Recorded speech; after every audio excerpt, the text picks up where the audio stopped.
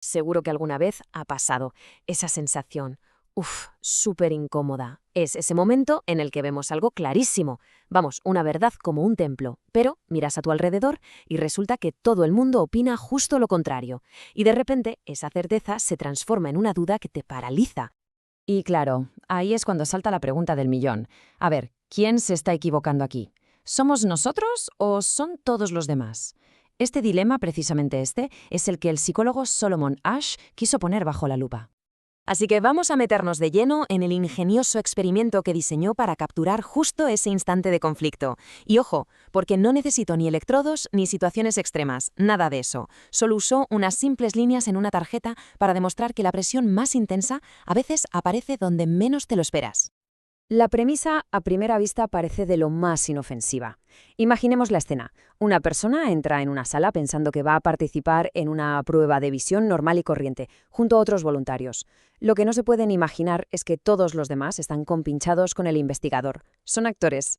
Y la tarea en sí, vamos, no podía ser más fácil. Se muestra una línea y al lado otras tres. Solo hay que decir en voz alta cuál de ellas tiene la misma longitud. Una cosa que, si estuviéramos a solas, acertaríamos el 99% de las veces. Pan comido, ¿no?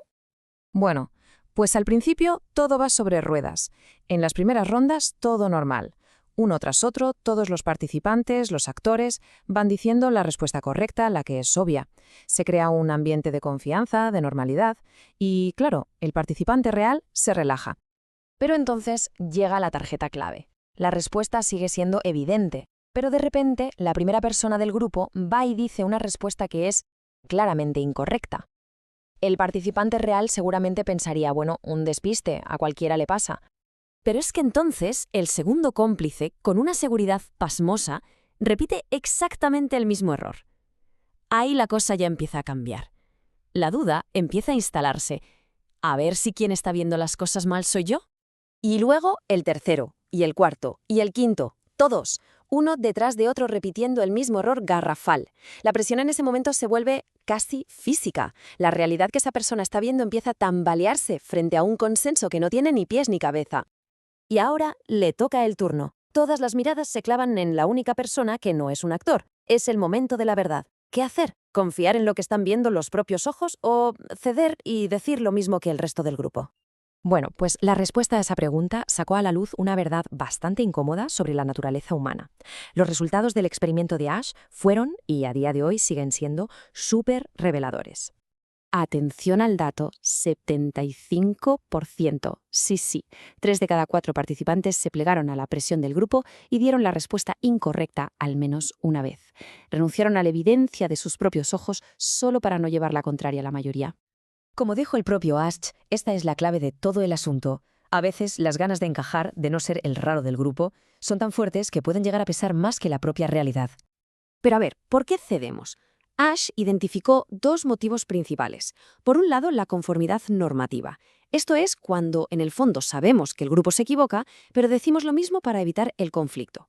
Por otro lado, la conformidad informativa. Aquí la presión es tan bestia que de verdad empezamos a dudar de lo que vemos y nos convencemos de que el grupo tiene que tener razón.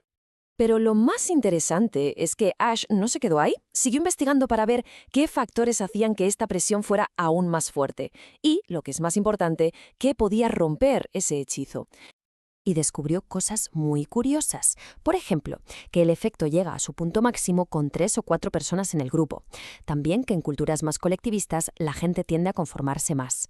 Y algo lógico, cuanto más difícil es la tarea, más nos fiamos de lo que dicen los demás. Y aquí llega el descubrimiento más esperanzador de todos. Resulta que si solo una persona del grupo de actores rompía el guión y daba la respuesta correcta, ¡boom!, la tasa de conformidad se desplomaba. Basta con tener un solo aliado para sentir la confianza de seguir el propio juicio. Claro, podríamos pensar que este experimento de los años 50 es una simple anécdota de laboratorio, pero nada más lejos de la realidad. Sus lecciones sobre la presión de grupo son hoy en día, en la era digital, más importantes que nunca. En realidad, esto lo vemos todos los días en cosas pequeñas. En esa reunión donde nadie se atreve a cuestionar la idea del jefe. En esa broma sin gracia a la que todos ríen por compromiso. O al apuntarnos a una moda simplemente porque todo el mundo lo hace. Si lo pensamos bien, las redes sociales son como el experimento de Ash a escala mundial. Los cómplices hoy son las tendencias y las opiniones dominantes. La presión grupal es el miedo al unfollow o al comentario negativo. Y las cámaras de eco crean una ilusión de consenso tan potente que nos hacen dudar de cualquiera que piense diferente. Pero ojo, que esto no es una historia para deprimirnos sobre lo débiles que somos. Todo lo contrario, es una historia sobre la posibilidad de resistir. Porque el experimento no solo nos enseñó por qué cedemos, sino también cómo podemos mantenernos firmes. Y aquí está el dato clave que no podemos olvidar. A pesar de toda esa presión brutal, hubo un 25% de los participantes que no cedió. Nunca. Se mantuvieron fieles a lo que veían con sus propios ojos, una ronda tras otra. ¿Y qué tenían en común estas personas que resistieron?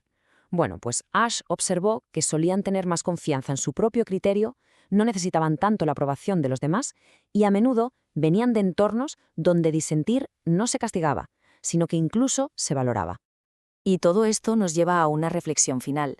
Saber que esta presión para conformarnos existe y que es muy potente no es una excusa, es más bien una advertencia.